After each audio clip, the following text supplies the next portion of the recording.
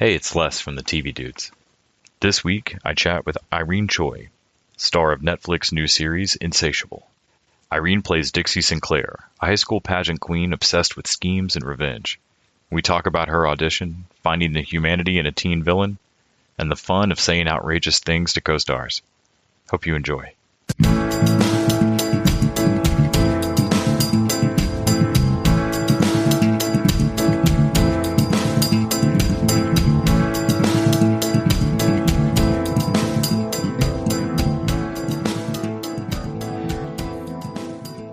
You play Dixie Sinclair on Insatiable on Netflix right now. Mm-hmm. Can you tell me a bit about coming to the project and what it was like to audition and to get the role? It was such a super quick process, basically. It was like the Wednesday night I got an audition for it, and the script, it was for a first thing in the morning, 9 a.m. Thursday audition. Heard later in the day to come back the next day for testing with the studio and the network, and then found out a couple years after that I had gotten the part. So it was all within like a 40-hour period. One sort of funny little story was that I was late on Friday to the testing because I had been coming back. Like, pilot season just is so crazy, and I was coming back from a producer's callback session from way across town, and I just remember thinking, like, oh my gosh, I'm not going to even get this part. Like, why should I even show up at this point? Like, I'm late. But it all worked out. I can't imagine what it's like to try to shepherd comedy projects from page to screen. There's so much to the tone of the costumes, the sets, everybody on set. Mm-hmm. If you were just describing this to me on paper, I would think Dixie's the villain of this thing. And there's such a Mean Girls, Drop Dead Gorgeous vibe to the whole show that honestly, I end up feeling for Dixie of like, oh, she just wants a friend to plot revenge with. And yeah. And I think on any other show you'd be the villain. When you were reading the script, where did you think Dixie kind of fit in? Like, when you were going into the audition, was it different than the end result? Yeah, it was. Yeah, absolutely. They were relatively sort of secretive about spoilers, and also they were just in the middle of their own writing process. So we didn't really know beforehand coming into the show, once after it's been picked up, like sort of the journey that our characters would take throughout the season. I certainly didn't really know until it was basically the table read very shortly before shooting. But yeah, initially, you're right. You're totally right. Like, my initial perception of this character was that she was just a villain, and she was just kind of there for everybody to hate, and no one was going to root for her, and everyone was going to hate her, which was fun. Like, I actually always think that playing the villain is sort of fun. But no, you're totally right about it's sort of revealed later on that she doesn't really have any friends except for her mom, who she's kind of this carbon copy of, and everyone in the show sort of struggles with like finding themselves and like having this journey of self-identity, and she certainly kind of has that as well. And throughout the series, I also sort of realized like I just remember initially reading the script and thinking like, okay, she's an Asian beauty queen with a thick Southern accent growing up in the Bible Belt. And that's funny. Like, that's sort of this fresh new character that I've never seen before. But you see in the show that even though that's what she is, she doesn't even really see herself Asian at all. Like, I guess, and it's like sort of like a real thing that happens to Asian adoptees in real life. I think it's like you sort of struggle with your own ethnic identity because they don't really have that much exposure to it. And besides all that, you find out the reason she doesn't really have any friends is because she's very misunderstood and very lonely. So she is definitely hungry for friendship and acceptance. I think I'm on episode 6 right now, and Yeah. there's such a theme throughout the show of the adults trying to, as adults, repair whatever went wrong in their childhoods. And then realizing that they're doing the polar opposite, that they're fixed on changing things for their kids was really just, like a flip side of the same problem. There's such that theme in the show that I felt like Dixie and Regina's relationship was a little different than a lot of the other parents on the show. Yeah. What for you was the most fun bit of the character, or the most surprising bit of the character as you got going through the show? The most, I guess I'll answer that in two ways. The most fun was definitely just the fact that she sort of has these like punchy LOL like moment of like one-liners. So like as an actor, that's fun because it's like you just kind of you get to say a great joke, and also she is such a character in that she has like these super over-the-top wardrobes with like she's over-accessorized with like a full face of makeup and like a spiffy hairdo, like head to toe kind of thing. So that was definitely it's so opposite of me in real life. Like I'm such like a ponytail and like t-shirt and shorts kind of person. So that was definitely fun. But I think a moment of sort of new discovery is finding like the human element in her and trying to sort of portray that, because it is like a real character. Like I think, like I was sort of mentioning before, like in TV and movies, you have this trope of, I don't know if I did mention this before, but like this in media, there's like this trope of the villain always being like the hot, popular girl that everyone wants, and she's at the top of the social like totem pole, but she isn't that. And I think in real life that is a thing, right? Like a lot of the bullies aren't always the most popular people that everyone wants to be. Like a lot of the bullies are just these misunderstood people or these kids in high school. And so I think for me, it was important to sort of to find moments of that, like tiny bit of like a groundness and realness with that, even though she's such a big character, like sort of, I guess, marrying those two elements that it could work in the way that I would hope that people would kind of root for her either way, like while not liking her. I find myself feeling a little more about her like I did about Cordelia Chase on like Buffy the Vampire Slayer, of, watching Dixie invite herself along on, two people's desperate trip to go save a friend of theirs, and she just invites herself along. But exactly, yeah. Also her, I think it's episode 5 and 6, her kind of relentless adoption of herself into the Barnard family. Yeah. Just starts to reveal this very real need for connection there. Yeah, and a parent. Yes, yeah.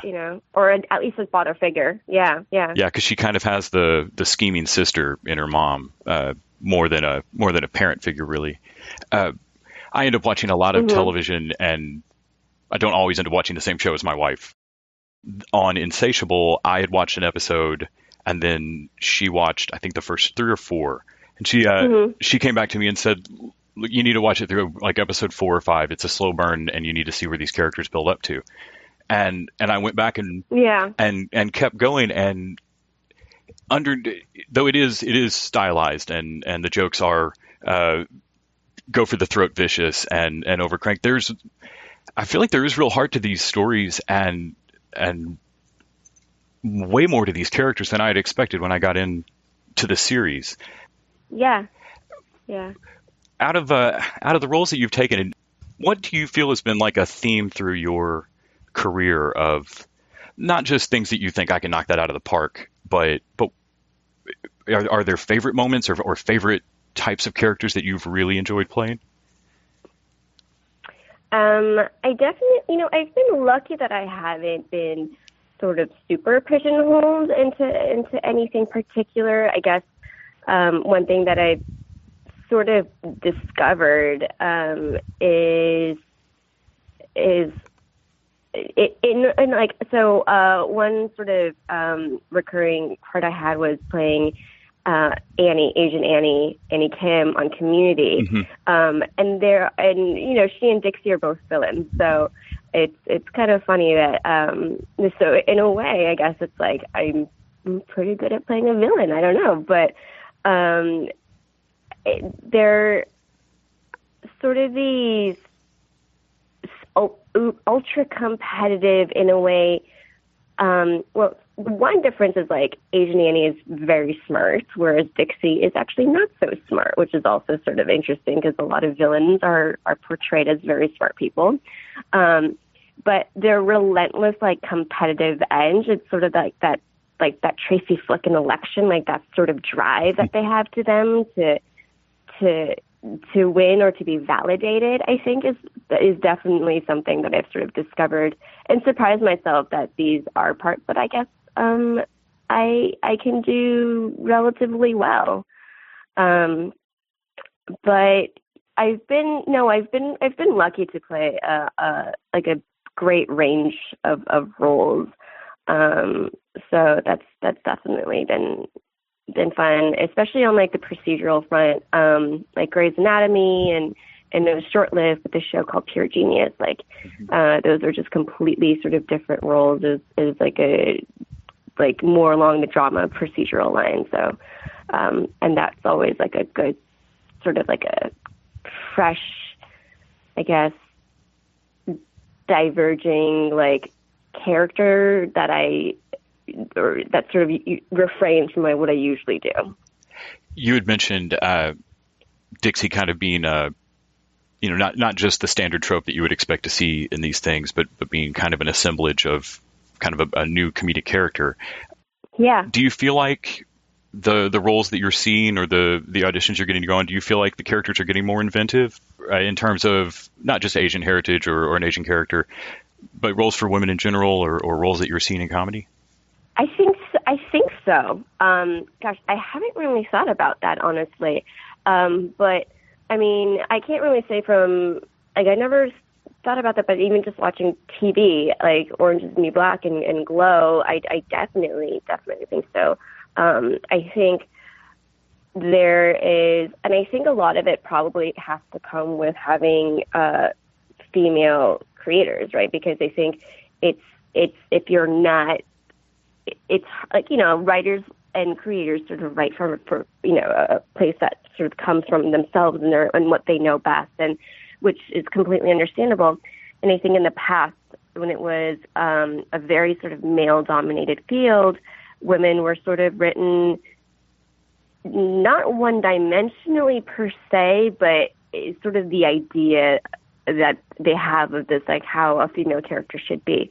And I definitely think with more of these shows that are especially run by women, you see so many characters that are like very flawed heroes and very flawed protagonists, like people that have there's a lot of heart and there's a lot of honesty, and you root for them, but at the same time, like, they make bad decisions and they do unexpected things. So I definitely think there's a change, and I would say that it probably has a lot to do with who's behind it, like that's writing them. I feel like you're dead on there. I feel like the change behind the camera has definitely helped drive the change that we're seeing, or that I can see from my living room. One of the things that really amazed me in, like we were talking about earlier, in Insatiable, is the thoroughness of the Mean Girls vibe. Like, every character has their own, am I a bad person inside versus what am I presenting to the world, kind of tension going on. Was it hard to keep up that viciousness of jokes on set? Did you guys break a lot? Or was it tough to face down the other actors and, like, today I'm going to say some awful stuff to you? It is kind of funny. There were times where a lot of I would say something, and then immediately after I would apologize after each take and be like, I'm so sorry, I'm not really saying that. That's my character saying that, even though it's well understood. But she says things I would never, ever, ever say in real life. And so it's definitely like, it's one of those things that's like, yes, you're an actor, but to like hear yourself say some of these words, you're like, oh, that doesn't sound good. Like, ugh. But yeah, it's kind of tricky, I guess. But no, I never, I guess beyond that, like, it wasn't really difficult. Like it was difficult in the way that like I would always feel bad afterwards, but I guess that's the difference about being like a guest star, like doing one or a couple episodes, as opposed to being a series regular. You definitely have the time on set and while shooting to sort of develop this character and really tap into this character, and like really just like she becomes like, or these characters sort of just become a lot more fleshed out, and you understand them more, and that way it's easier for you to play as well. Yeah, I think every scene of you and Daniel Kang, Donald Choi, riding in a car together, I really don't know how he kept from ruining every take. I think I would have laughed and blown every take with you. That actually was the first scene that was ever shot in the entire series. It was shot on the first day, and it was the first scene that was up. So, it was early. I think it was like we started on a Friday or a Thursday, and it was like I think our call time was something ridiculous, like 3:30 or 4, because it was the first day of shooting, and like there's just a lot, like you expect the worst to happen, so you set a super extra early call time just to make sure, and we had never met, and which is the funny thing, it was literally like, hi, I'm Daniel. It's like, hi, I'm Irene. It's like, okay, you guys are just going to be like making out like crazy now. So, it was definitely a little nerve-wracking, but there were one scene is later on in the series, there's like this bullying assembly that's done between my character and Patty, and like you can't really quite see it in the show, but while shooting, I was just basically giving her this death stare the entire time. And occasionally she would just sort of stare at me back. And like the minute she stared at me back, like we would just crack up laughing. And so I had to just be like, can you not look at me? Like, can you like look like above my forehead? And like, even still I was laughing, but like sometimes you have to just like find tricks, because it was a late night and like, we have to get this done. We can't keep laughing. So yeah, I was like, just make sure you look like you're looking at me, but don't actually look at me in my eyes, or else I'm going to like break character. That's great. Well, thank you so much for taking time to talk about the show with me today. I really appreciate it. Yeah, absolutely. Thank you so much.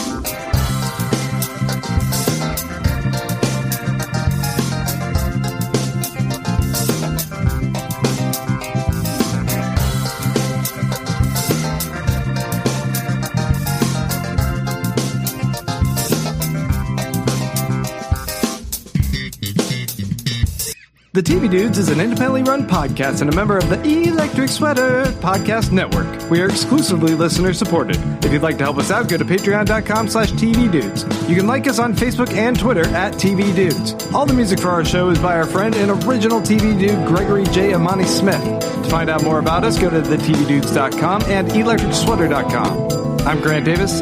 Thanks for listening.